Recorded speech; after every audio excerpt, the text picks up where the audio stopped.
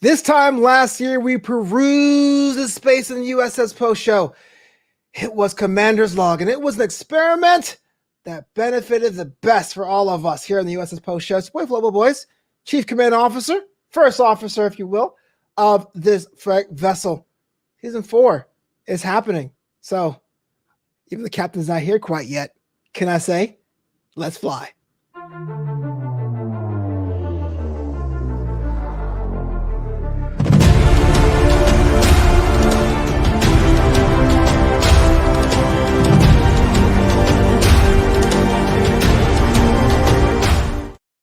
Let's get right into it. Permission to come aboard, Captain. Bone to bone to bone. We're back, baby. Mr. Boyce, you are like a brand new case of Romulan ale on all levels. Oh, I appreciate you, Cap. I love it, man. Starbase 80. We got off the Starbase for a little bit. We're hanging back in the USS Postshow, man. How was your hiatus? Do you even believe in hiatuses? Hiati are for lesser men. No, you know what it is? It is you inspired me so much. So I went out and I created Starbase 80, and you and I, of course, have made some excellent hours of television. I don't know what to call it. I don't know what this is. It's in a box. Content. Yeah.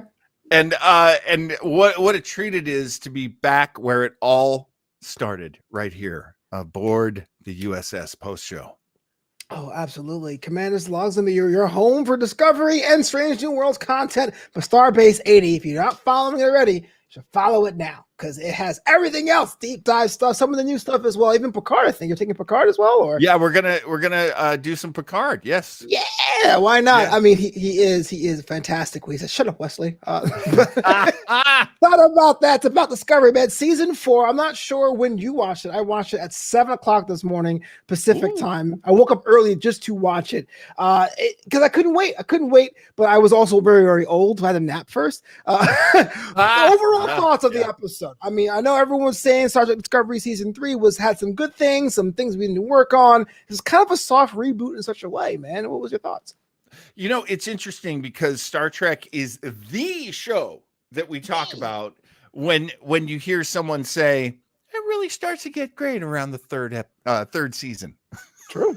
I mean, every single Trek that I can think of starts getting great third season going forward, including Enterprise.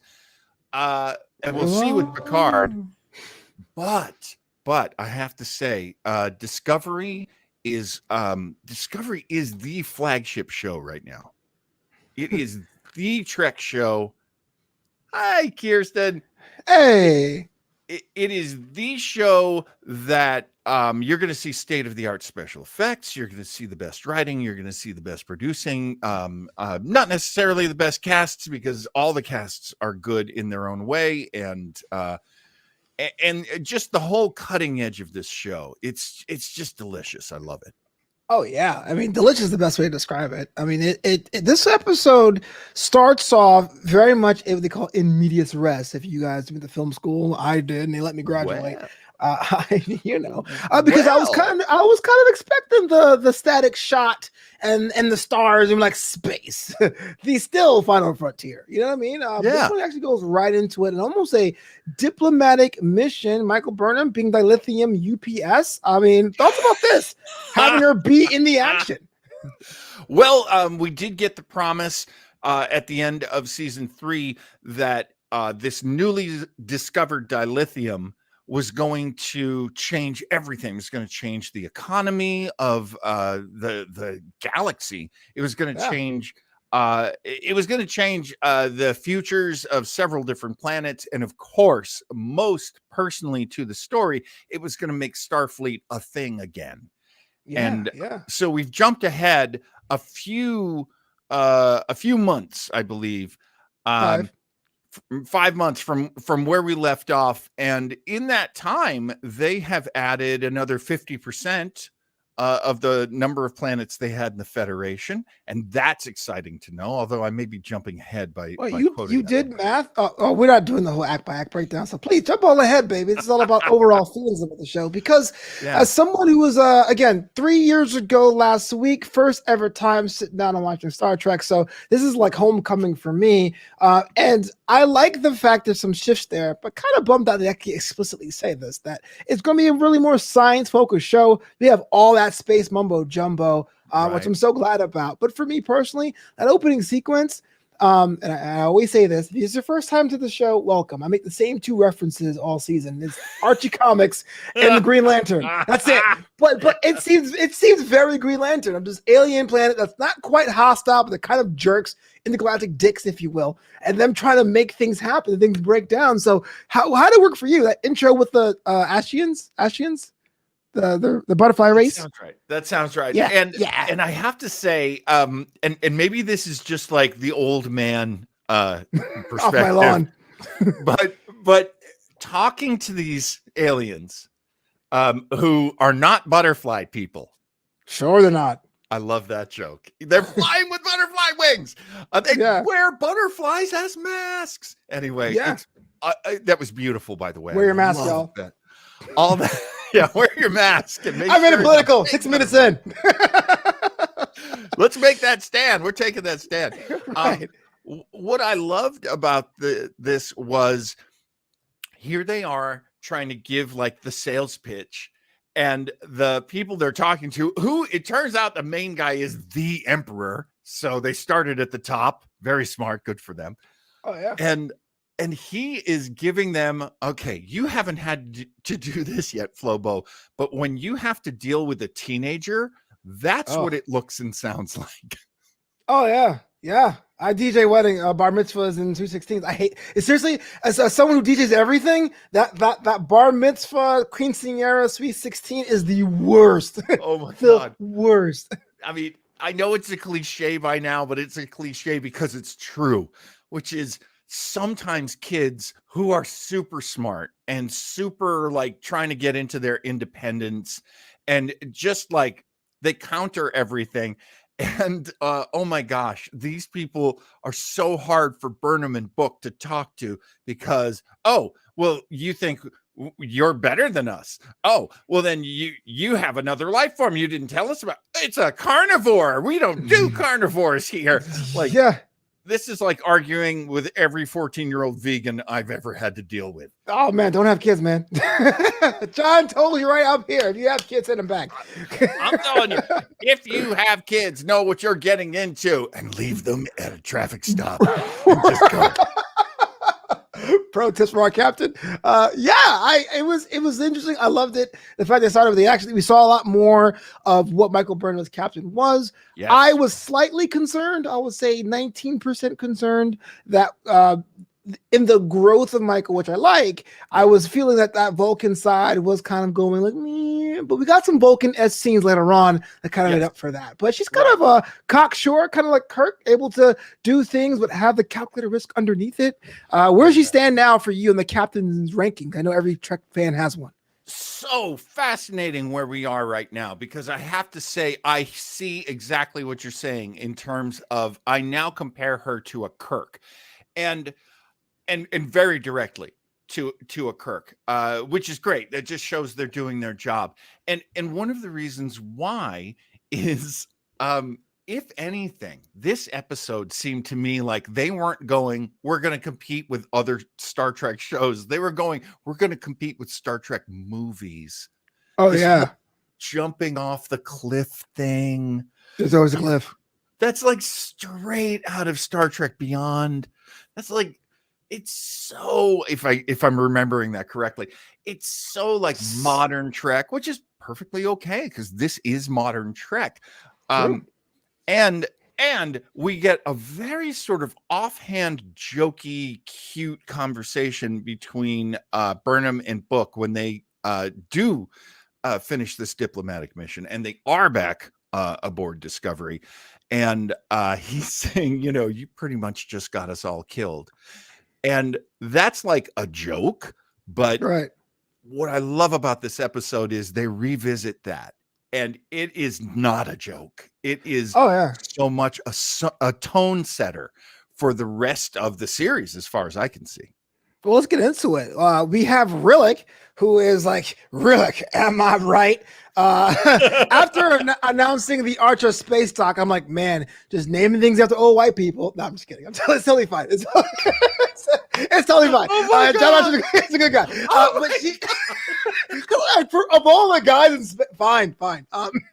But she is a big deal. Big deal with Starfleet being announced. The Academy is back and all that. Yes, she looks to be a villain, but she also has her own sets of morals. Before we get to the, I guess, the villain of the week, which I guess was that whole thing with the ships, thoughts about her as a character and her dynamic with the crew?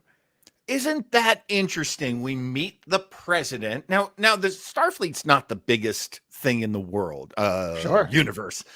Right now, Starfleet is still in, as we say in sports, and I know nothing about sports, the rebuilding phase.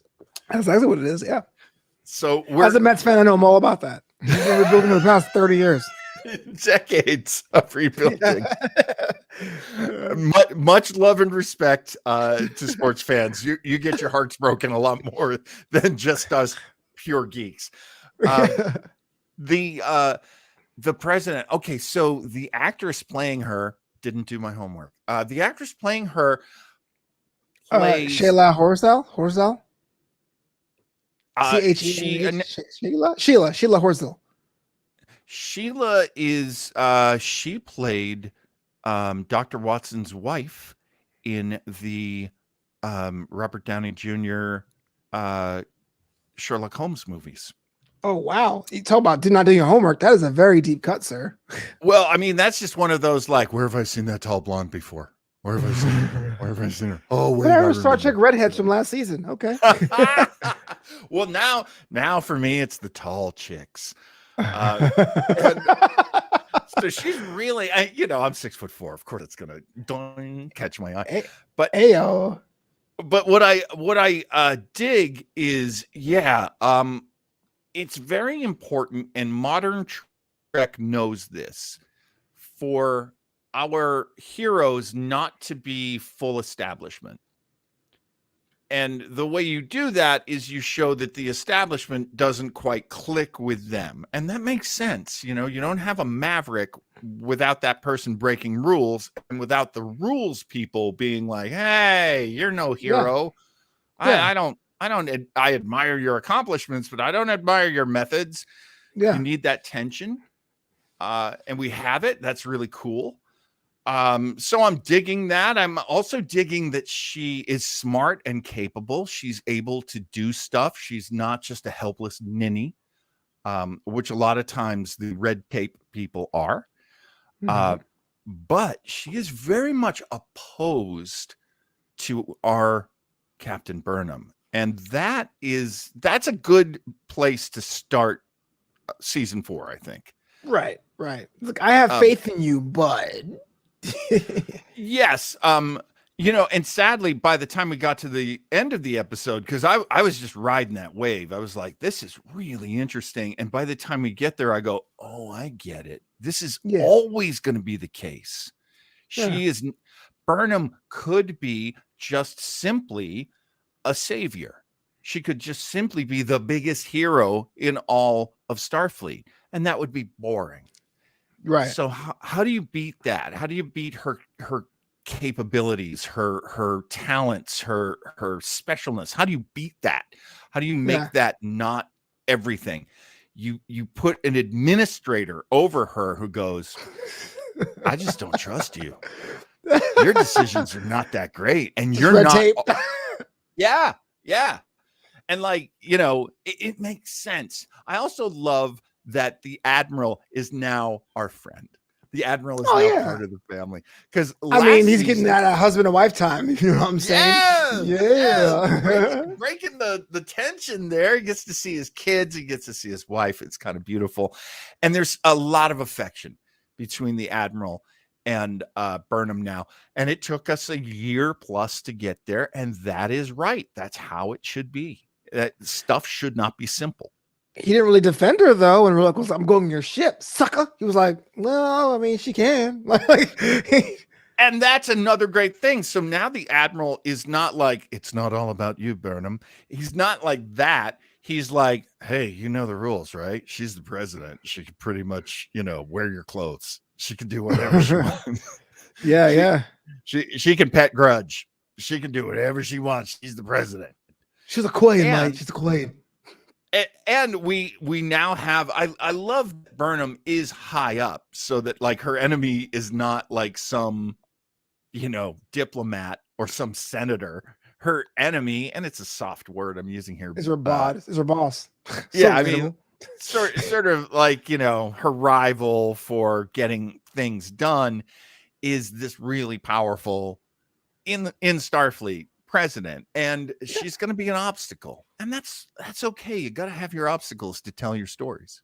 Before we get to the actual event of the week, the end conversation really counts with Burnham. She goes, I got this thing with the Voyager. It's pretty dope, but you aren't ready. And Burnham took offense to that, took umbrage to that. Where do you side him on this? Because on one hand, Burnham has all the experience in the world. He said it. But on the other hand, there may be some things that Burnham may not know. Maybe she doesn't have the experience with what this Voyager project's all about. We can't have a perfect hero. And I think everybody's okay with that. I don't know anyone who really likes Discovery who doesn't accept that there are weaknesses. There are some areas where Burnham is not perfect. I don't know anyone who knows how to tell a story who would want that. So we're all cool with that. I think the people who truly like the show, not the people who hate watch it so they can complain that Burnham cried or whatever. Oh, dude, I don't get it, man. Like, and sorry, I'm gonna get off a soapbox here, which I'm totally derailing the show. But like, I feel there's so many things out there that people try to get their friends to watch. Hey, you got to watch the show. Like, we want to increase fandom so we can talk about it. I watched Squid Game. Have you seen Squid Game? And if someone sees it a month too late, you're not a real fan.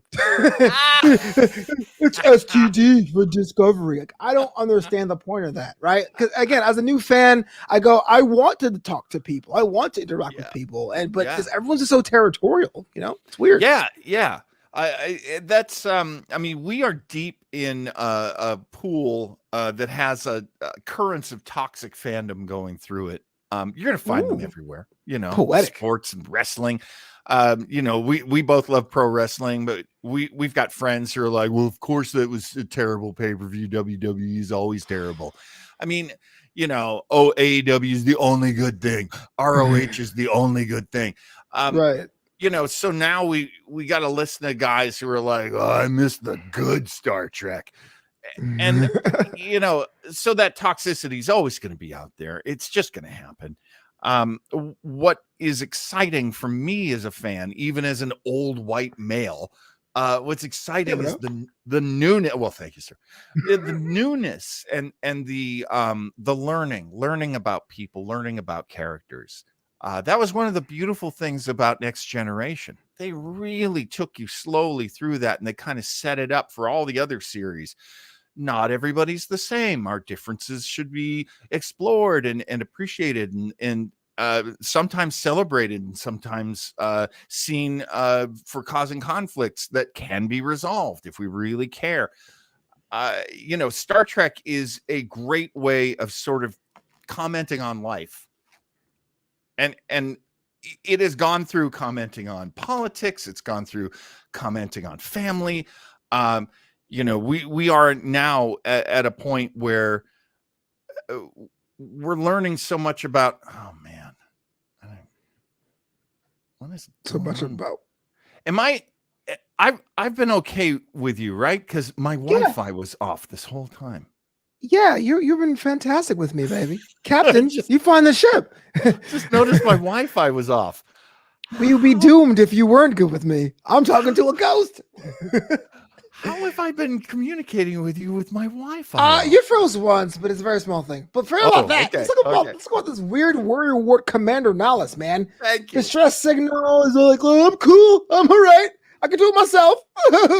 I thought something else was going to be there. I thought it was something he was hiding. I thought it'd be a whole different story than what we got. Same here. Thoughts about the conflict this week? Did it work for you? Did it not work for you? Where'd you land on it? There were several times where I thought this is going one way. Oh, no, it's going the other. Okay. I don't know why it's going the other, but it's going the other. Okay, that's fine. And one of them was, there are no secrets here. I was like you. I was like, what have you done, Alice? What are you not telling us? Yeah. Because an experienced Star Trek fan knows there's usually some secret. I really wonder where we are. Like, you know how in the opening sequence, the opening animation credits to Discovery, and it was beautifully placed this week, where they give us all of that action sequence and all of that interesting character stuff. They tell us where Book's going and they set things up, and then they go to the credits. And in the past, I've been able to look at the credits and go, oh, I think I know what's coming. Oh, I think I know what this season's going to be about, because they'll have all of these things they're hinting around at. This one, I don't know, other than I think it's sort of a disaster movie. I think this, this gravitational anomaly, I guess, is going to be our Jaws, our big bad. Yeah. Well, that's a good thing too, because I felt like they literally said it's going to be a shift more towards science, right? They did say that. How many times you can see the galaxy for a science vessel without being absolutely ridiculous? If you're getting more ships that have warheads and stuff like that, you're like, oh, where's the science? It's like Murder, She Wrote. What are you doing in this town every week? Someone dies, lady. Like, there's something really weird about that, you know? Probably a deep cut for those on the age of 40. So worth seeing, by the way. Watch at least a couple episodes of Murder, She Wrote. You really should. CBS, because it wasn't a terrible show. It really wasn't. One of the things that I'm kind of happy about is it's that part of Star Trek.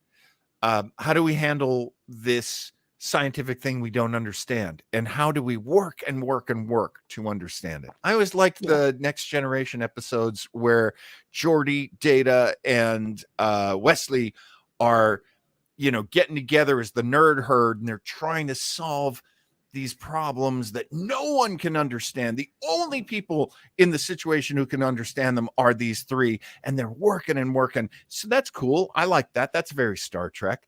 I tend to like the opposition that has a face and a name. Yeah. So like when we were dealing with Terra Arms Prime, had a face. When he has a name.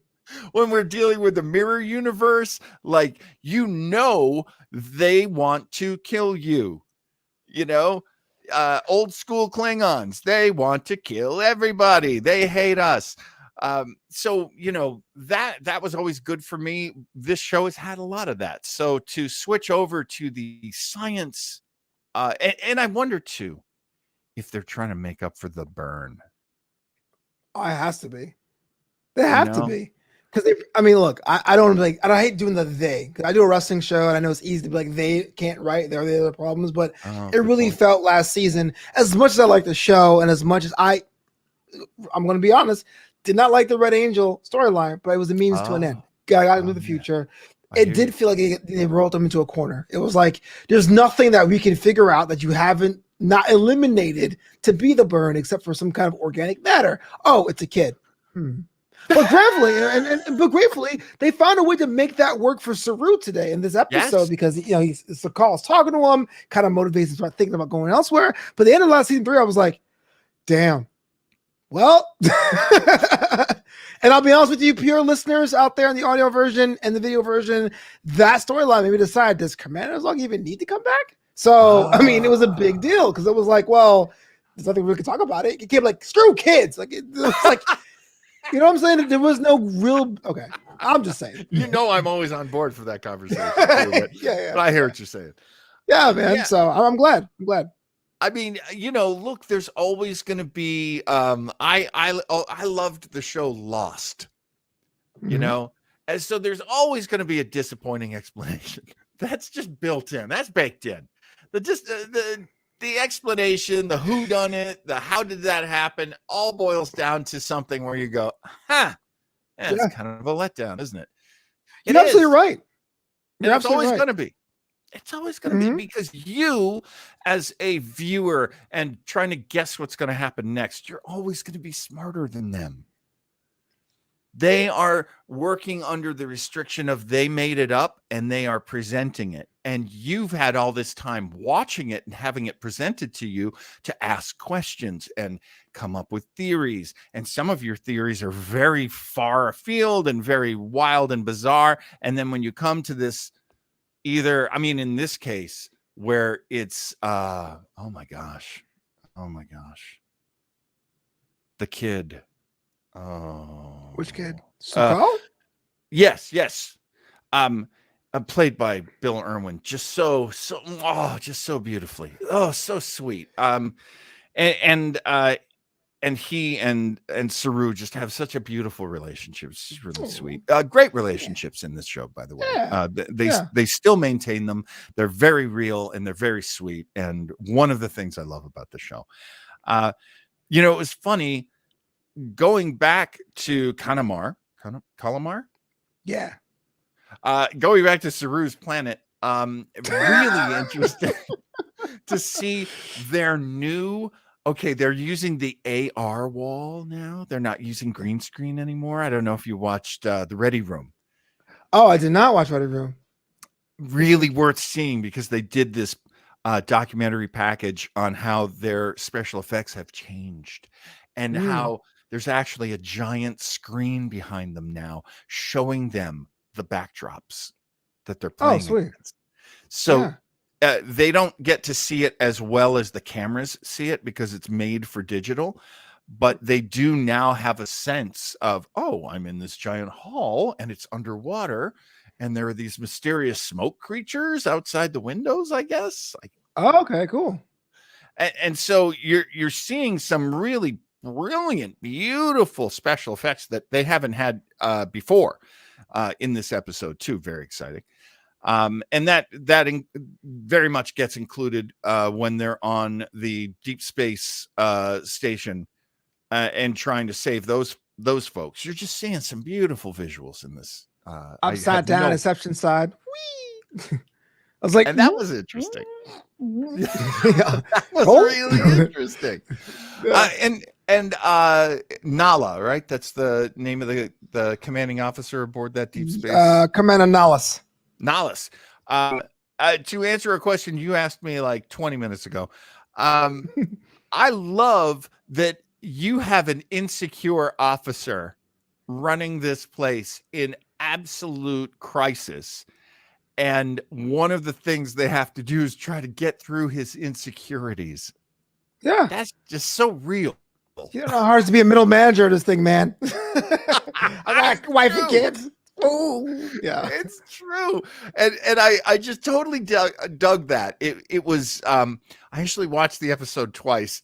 You get more the second time around when you realize that like his whole staff is packed into that room because he can't keep them safe anywhere else. And his panic over not being able to keep his crew safe makes him dangerous as F. Yeah. So I dug that. Too bad he's dead. Whoops.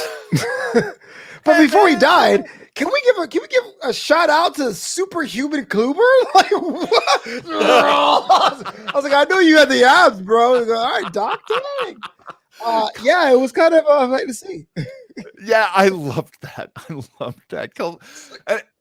Culber is just the best to me. I feel like I feel like he's one of those guys they didn't see coming, and he's just so good. Yeah, him and Jet Reno. Those two are definitely like the breakout stars, I would think. Absolutely. And Linus, right? And where is our Linus? I have not yet seen Linus. You totally reminded me of him, by the way. I didn't even remember him until you brought him up. Where is Linus? Oh, no Linus, no peace. He better not be on the curry. Right. So our what's going on, man? Our communications guy is advising on the Curry, which I assume is a ship named after Tim Curry, because why wouldn't you? Or Stephen Curry, yeah, Stephen Curry. I was about to say that we got whole different relationships here with Ensign Dira and Reese doing pretty much the Sulu role, I guess. But yeah, my guy, my analog, chief communications officer, out there spanning the brands. I mean, the bridge crew was one of the many flaws people point out in season 1 that these guys are kind of like ignored and not talked about, but they're fully fledged people now. Absolutely. And what was great was when we saw the mirror universe version of them, all of a sudden they had these great personalities and they're trying to kill each other and they're fighting and stuff. And I remember watching that going, wow. So these guys have personalities, huh? Well, that's cool. Yeah. I wonder if we'll ever see that in the regular universe. Yes. Starting in season 4. Yes. Also, I think this has to be a character note. Burnham never calls Owishikin Owo. Never. It was almost like, I'm going to call you your full name because representation matters. And Respect. Respect. I love that. I love that, especially since our director is the very famous director. Went to my college, by the way. Olatunde Osunsanmi. Yeah, Olatunde. Went to my high school. Went to my grad school. Excuse me. He did the Fourth Kind a couple years ago. Right. And got in the fold with not Joe Carnahan. Was Joe Carnahan? I think Joe Carnahan, the guy who did Smoking Aces. I think he directed Smoking Aces 2, Assassin's Ball, and then it became in that Star Trek fold. I believe. And but the Fourth Kind is what he's known for. He's and the Fourth Kind was a beautiful movie. I actually so much appreciate that he bridged from there to here, because his work on Discovery is gorgeous. I think he's responsible for a lot of what we're seeing, because he is one of the most frequently used directors. I think the most frequently used director for Discovery. And just love it. I think Kurtzman and he have created this gorgeous show that I really do love. I really do love this show. I hope folks understand that what we say here comes from love. Oh, absolutely, man. I get it. Well, for those of us who are in the United States, welcome. I know the whole controversy with the international viewers. Terrible. It seems that right out from under them. I am so angry at Paramount for that. And this is why it gets weird, because if you guys are not American, because Discovery was always a CBS All Access Paramount original, if you were international, the show aired day and date of Netflix. But that's how I became a fan. I was in another country watching the show on Netflix when it was released. Wow. But now that's going to be on a whole new platform that I don't have access to. So I'm kind of, even though I'm an American, I'm like, I got it first. I'm kind of bumped out for international fans because that's what got me into the fold. But you're absolutely right. They created a world, and it's one that I love, and I want to get more merch of Discovery for sure. That'll happen. You know that won't not happen. Yeah. So one of my favorite bits of last season is when Captain John went to a stand-up comedy routine about Vulcans and gongs. But here's my thing. What is the deal with Quajon? We finally get a bit of their culture, and now it's gone. Oh my God. They did such a beautiful job of introducing you to like the most intimate relationship that the Quajonis have with their planet, with their world. And it's so beautiful. And I'm sitting there going, the Druid world. Yeah. And I love that. I love that in, the far-flung future with all of this technology, that there's still this relationship with nature and respect and conservation. And like a bar mitzvah, that kid wasn't interested at all. It was like, whatever. Is it done yet? That is so fast.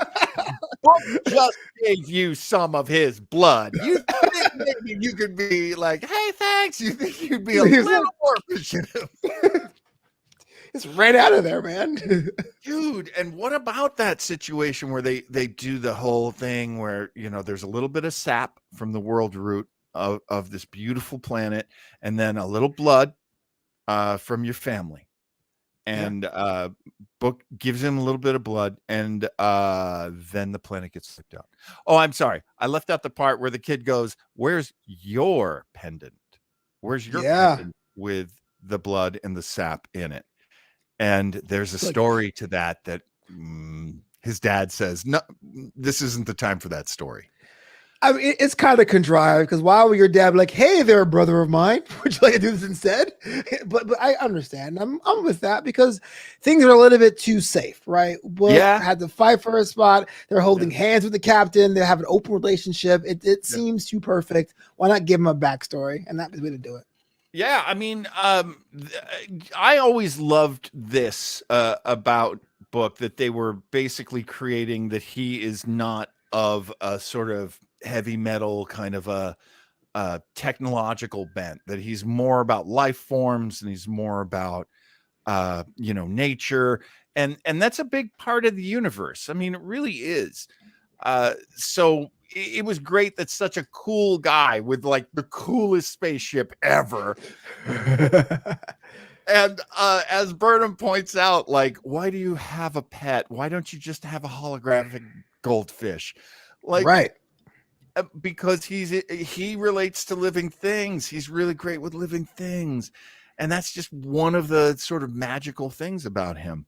But you're right. Now we have that huge burden that he will carry from this point onward of his beautiful planet is gone and taken by this disaster movie villain, this big bad, that we don't know anything about. And oh Lord, I hope it's not a kid throwing a fit.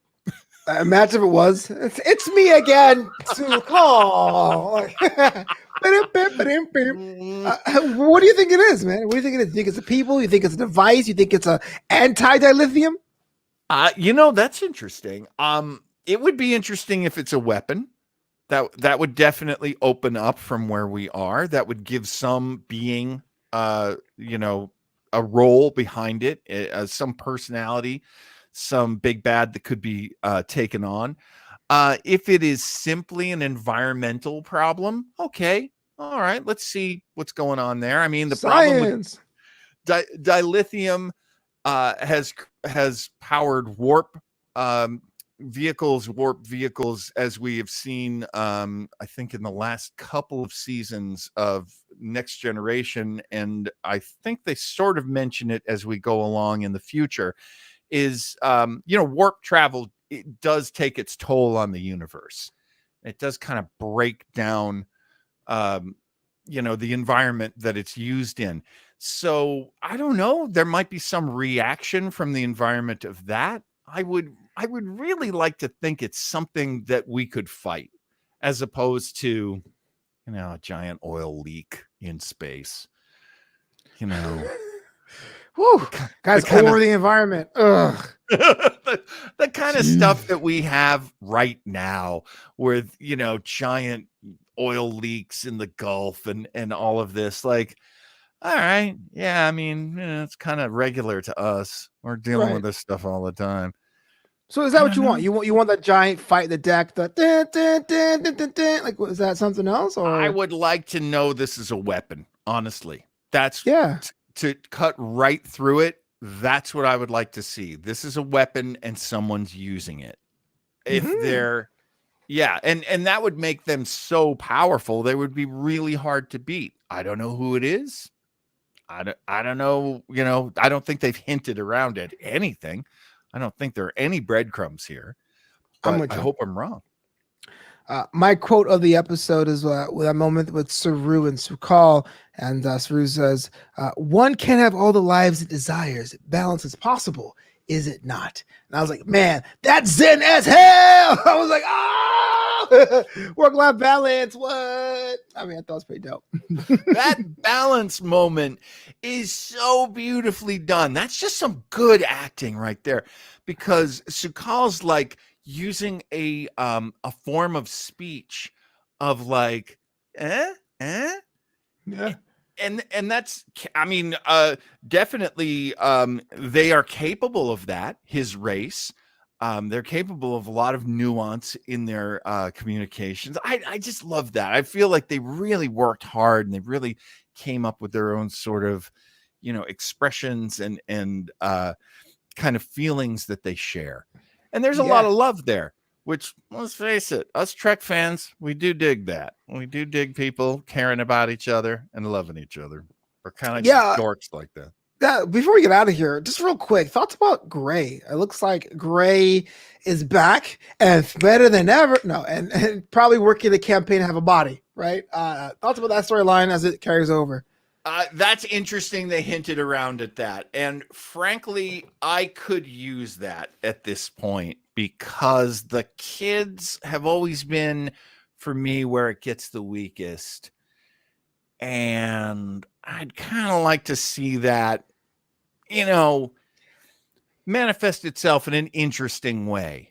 If that body is just obtained without any issues, I don't know what that's going to be like. It's going to be like, You know what? I do know what that's going to be like. It's going to be like at the end of Picard season 1, where they create a new body for him that just happens to be this old rickety body he already had. Right. I was like, let's surprise, done and done. My work here is complete. No, I was wondering that, like, what if they find a body and it's not physically attractive? That would be kind of cool. But the problem I have with that is Adira has such little screen time that it might be a bit too much. I like the fact of I like the fact of they getting back with their boyfriend, sure, but like I guess it's kind of me being weird because I feel like I'm being really like old school about it. The idea of splitting a temporary holder of the symbiote seems odd to me. Like as I understood what the trill was, it feels weird to do it that way.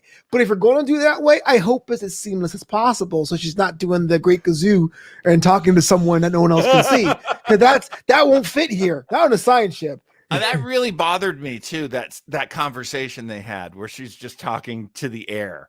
That's like, well, come on, that would be a little more awkward than they're making it out to be. And then they have her being awkward and like, I'm ready and raring and signed, sealed, and delivered, and I should probably stop talking right now. Because Tilly's been locked in now. Tilly moved on from that, so you have to give it somebody. Good point. Holy cow. Adorable. Holy cow. And that's another thing I'm looking forward to in this season is seeing what role Tilly has going forward. She's carrying a little bit of weight and gravitas now. Swag. Please forgive me for saying she's carrying a little bit of weight. That's not at all. I was saying weight swag. On her shoulders. Swag. Don't get us canceled. We just got back here. Jeez. I love her. She's perfect. But I do want her to be a serious character dealing with some serious stuff. And that, I'm sure that's going to happen. They don't let us down with Tilly. Well, I can't wait. Next week is Thanksgiving. Doesn't matter because Turkey Day is going to have a brand new episode of Star Trek Discovery. I think we're going to be here same time next week, but we'll work it out because, hey, look, man, on-demand works, but I love it when it's live, baby. Cap'n John, the world want to follow you online, do all that fun stuff. How to go about doing that? The best way to find Starbase 80 is either find the page on Facebook or go over to Twitter. And this is my Twitter handle right here. And that is Starbase 80. And Starbase 80, the show, is on Sundays. We come out 2 p.m. In the Eastern time zone, 11 a.m. And when I thought it was the Eastern Bloc. I was like, really? You went back in time? 2 p.m. in the Eastern Bloc. Believe me, I made that mistake in the past.